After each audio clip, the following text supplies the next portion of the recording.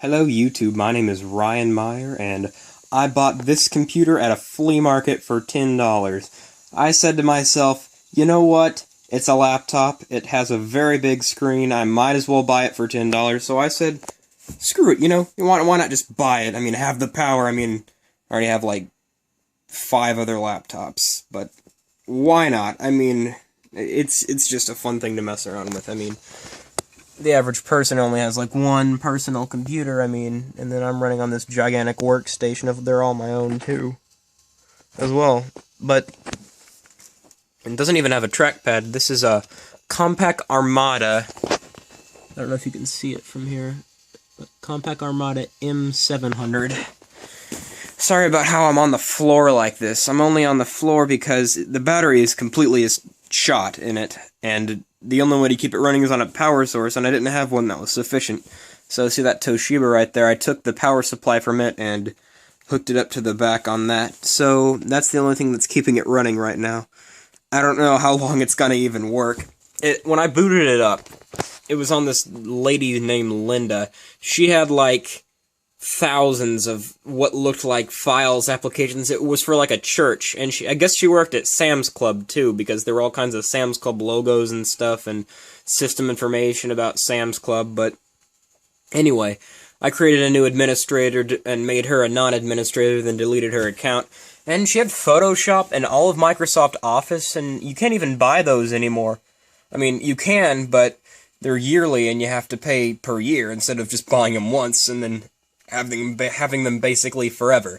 So, all in all, I can still create Word documents, PowerPoints on this thing. It has a very odd amount of RAM. Since the computer itself comes with 64 megabytes of RAM built in without any RAM expansion, it has a very odd amount of RAM. Here, I'll show you for instance. Here, let's go to my computer really fast.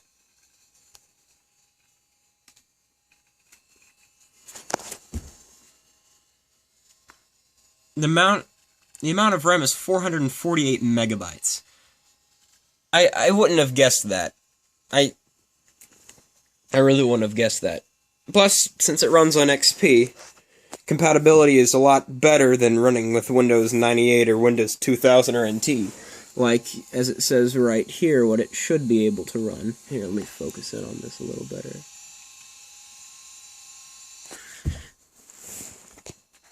But anyway, it runs decently fast. It has a really nifty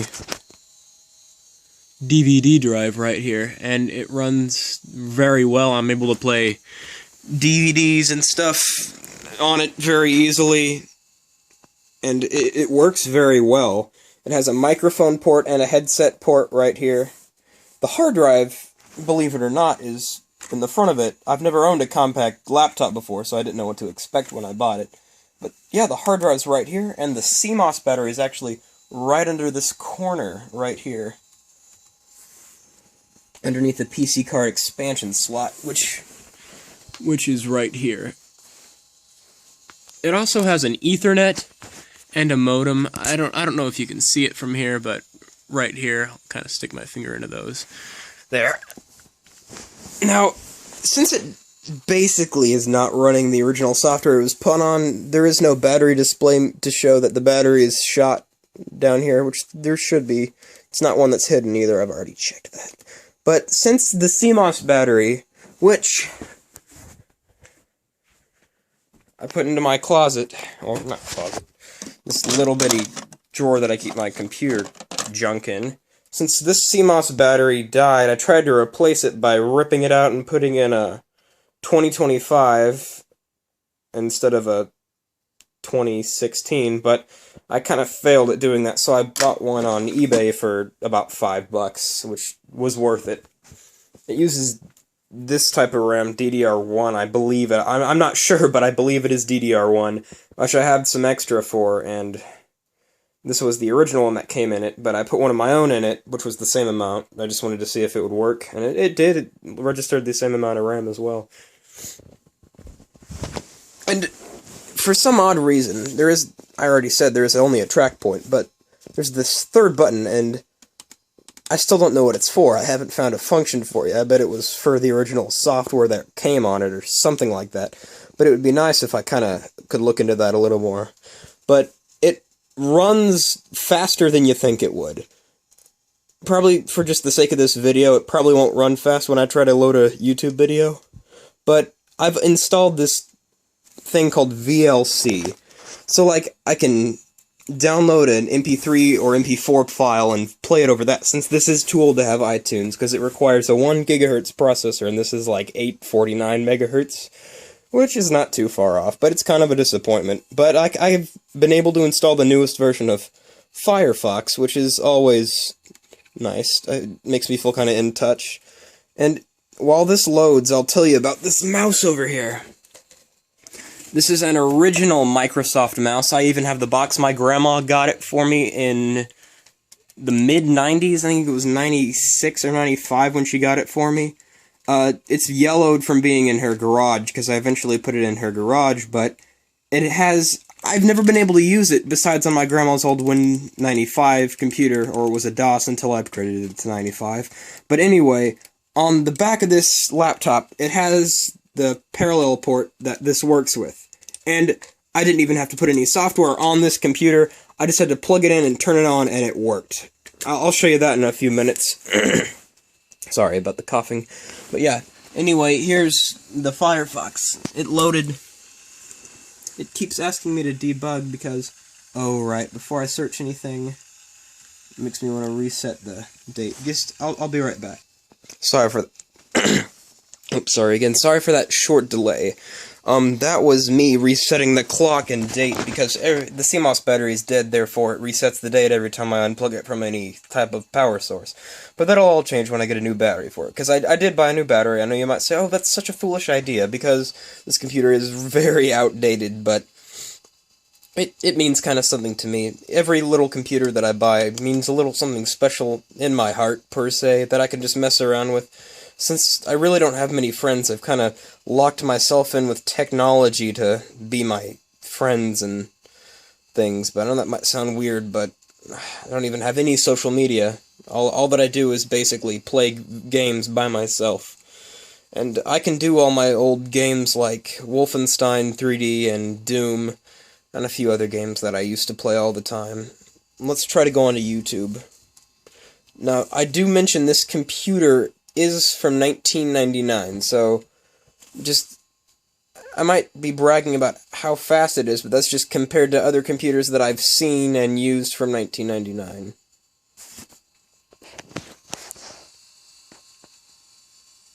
Sorry for the small waviness of the screen. It is I believe it's TFT. It might be it's not an LCD, but it's some type of display.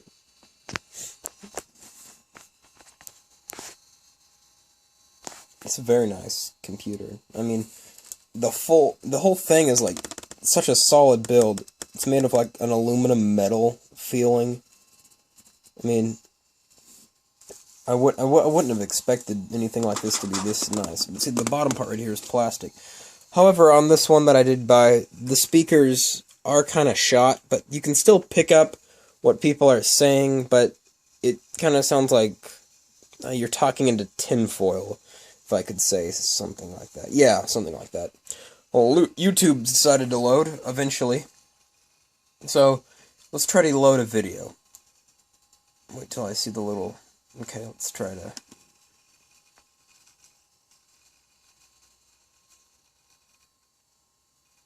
Oh dear.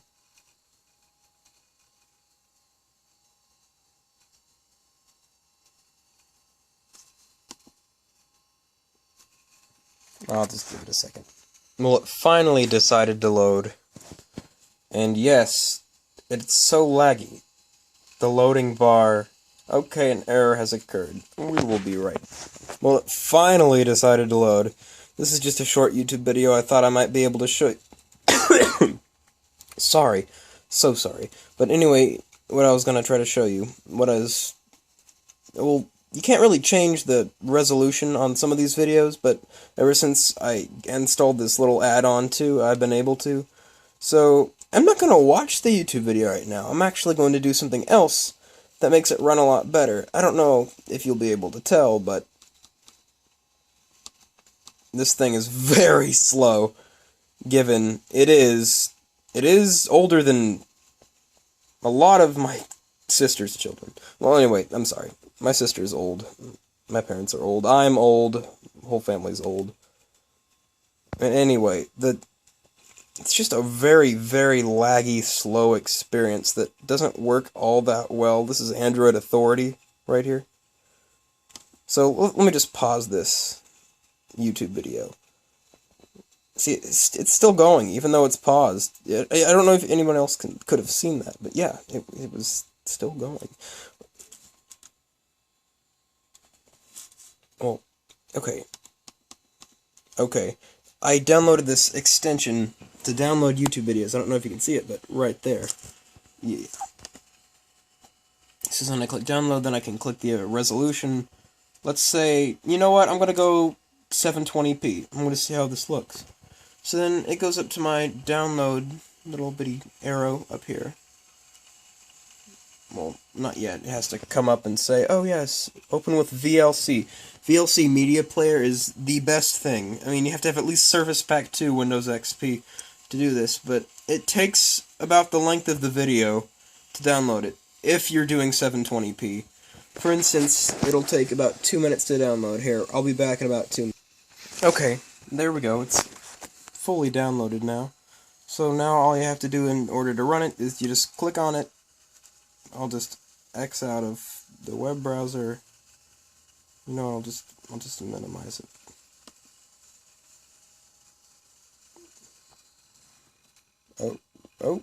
Oh, is it gonna do it? Yeah, it's gonna do it. See, it's trying to process two things at once. It's a single core, so it's really basically making itself die. And VLC should be opening any second. There we go. Let me make this not full screen. Or no, yeah, full screen, I mean.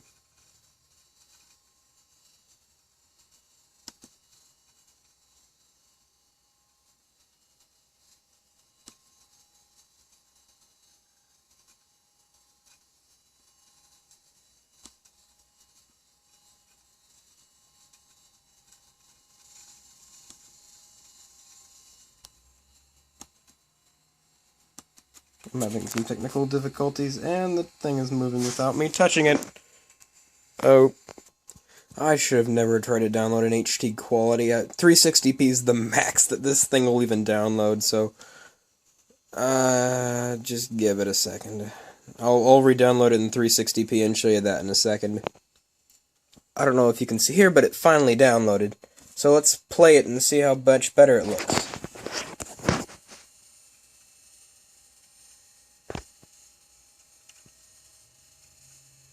I don't know if you can tell, but there's like no lag at all. Like almost no lag. And I found that very, very useful. I'm one of the kind of guys that, you know, might listen to music like in a car ride or while I'm driving to Florida or something like that. Well, I generally don't want to bring my laptop, but it's just fun to mess around with something this old. This has a 20 gig hard drive, which is significant for the time period. And the fact that I can still download an MP4 file and play it over high-tech new software designed for newer computers that can still be worked on with old computers today makes just like a nostalgia from my old laptop and stuff. Currently is downstairs. Well, anyway, the computer also, I already told you it had all this really cool, like, you know, expensive software on it, which I never would have guessed would have on it. I mean, it had all kinds of stuff. There's PowerPoint, Microsoft Word, all that stuff. And there's even a few other, like, you know, Photoshop and stuff like that. I put my own stuff on it right here. And this would be a great computer for running emulators too, given it only does have one USB port. I'll be right back to show you what the computer actually looks like in better lighting. Here she is, in her prime and glory. Let's just show a side-by-side comparison to a 2012 MacBook Pro. Here's a thickness ratio. They're close to the same thickness. Well, with a case, anyway. Only this is a few millimeters wider here. Let me hold. It's gonna be hard to hold both of these up at the same time, but here now. I don't know if you can tell, but see, the MacBook Pro and this are about the same size. But the MacBook Pro is about 100 million times better than this. Given this is considered to be a collectible antique, let's go over what ports and stuff and better detail and lighting. You got your standard microphone port. You got your microphone port and your headset port. You got your hard drive right here. This is where the battery is. Right here, you got the CMOS underneath this, along with a few other things. You got your DVD/disk drive right here. You got your VGA port. You got your, I can't remember this, serial port or something like that. You got your external connector for, like, add-ons for the computer that give it more memory and stuff. You got your monitor, or not monitor, parallel, I don't even know what I'm saying anymore. Okay, this is the printer port. Okay, there we go. All the ports are taken care of. Okay, and then we got that one lone USB, and then you got your microphone. Not microphone. I cannot think today. I can really not think today. I just really can't think today. I'm so sorry for all of this. You got your mouse and keyboard port right here. And they have little extensions that you can put two into one, and I'm guessing you could probably use that with that, but yeah, your infrared too. I forgot about infrared. I remember infrared. Game Boys used to have them even. It only has one or two fans in it, and the fan is working very properly. This is probably one of the cleanest computers I've ever gotten, because I just literally, I dusted it. No dust came out of it. I mean, it's like, it's just been maintained very well, besides the scratching. There's just a few little light scratches on it. And then you got this, what appears to be a TV port, one of the, you know, colorful cable ports that you could connect to a TV with. You got your latch. There's no special thing about it, it's just a regular spring-operated latch.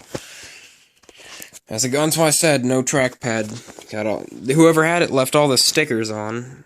Keyboard's in full operation. Every key works fine, especially this one right here. You got all of your light indicators telling you what they do, but they're all deemed worthless now because of the XP that has been put on it by its previous owner. I don't know if anyone can see, but the screen is slightly askew. And this end is more curved than this end. And then you got your two expansion buses, or whatever you want to call them. I don't even know what they're called anymore. I forget what they're called. And it's made by Compaq. This is the Armada 700, M700. I said the battery is just completely shot on this thing, so there's no chance in hell that it'll turn on. I wish it would turn on without the battery, but I've already bought a new one, and I'm just going to show you quickly how to replace the CMOS and how to replace RAM in this computer. Well, I don't know if you can see, but let me take my stylus out of my phone. Okay, you got 1, 2, 3, 4 of these little slits that can be pulled back in order to pry up the keyboard. This is for removing the RAM, by the way. You just click 1, click 2, click 3, and click 4. That one didn't click, but it should have. Anyway, and then you get your screwdriver, and you just lift up on it. See, then it kind of just comes up very easily. And then just flip over the keyboard like this. Make sure you don't damage any of the taping right there. I mean, because that's the connector to the computer. And then you got your RAM right there. In order to get the RAM out, you would pull on both sides. One right here, and then on the other side. It's going to be difficult one-handed. Yeah, see, there we go, though. And then you take your RAM out. Oh, this is very warm. probably from all the intense graphics that I've been looking at, meaning trying to load a YouTube video. Sorry for the inconvenience here. I'll just set it down. That's really not a one-handed job. So I got both of the RAM out, and this one came with it, so I'll set that off to the side, and I'll set this over here. And this is another one that came with it. I really thought this RAM I really thought it had more RAM than it did. But I'll put this one in, and then in order to put in, just put it kind of like at a odd position angle until you see only a little bit left of the gold pins, and then just press down until you hear the clicks and make sure they're settled in properly with the 2 metal prongs that go on each side. Then you'll put the keyboard in, making sure all the little connectors are in at the bottom, set it down, and then gently slide up till you hear 2 clicks for each of the little connectors on the top. Some of them kind of tilt a little, but it's fine. They all fit in there. Okay. Now the keyboard's back on. Here's that third button. It's been bugging me. I don't even know what it's for. And there's the speakers. You got one right here and then one right here. You got 2. They're kind of shot, as I said, but I don't understand this, but I don't understand how you can blow out speakers unless you're intensely listening to music, like, all the time. But there's another kind of odd button, or switch, I should say, right here. I believe it's to turn it on, but the power button, as you can see, it's right here. But I don't know what that could be for, then. But it turns it on, too. And last but not least, you got your little mic right there, built-in mic, which means if I wanted to, I could try to put Skype on this thing. And that's what I think I'll do. Well, thank you for watching. I'm sorry for the inconveniences, and I'm sorry for my lack of knowledge on some of these older ports besides VGA and the printer port, but if I could, I would name them all, but I just can't remember things off the top of my head like this. It's been a while since I had a computer this old that I could play with, other than this one. But all in all, it's a pretty decent computer for the time. It was one of the best quality that you could buy for the time period. You can put up to half a gig of RAM in one, up to a 1 gigahertz processor, depending on your model. Mine's only up to 700 megahertz. And it's a very nice computer. If you're looking for something cheap, if you just want to get a computer just to show your kid or something what the internet really is, you can still do that with something this old. I paid $10 for it. Just $10. This is Ryan Meyer calling out. Thank you so much for watching. God bless.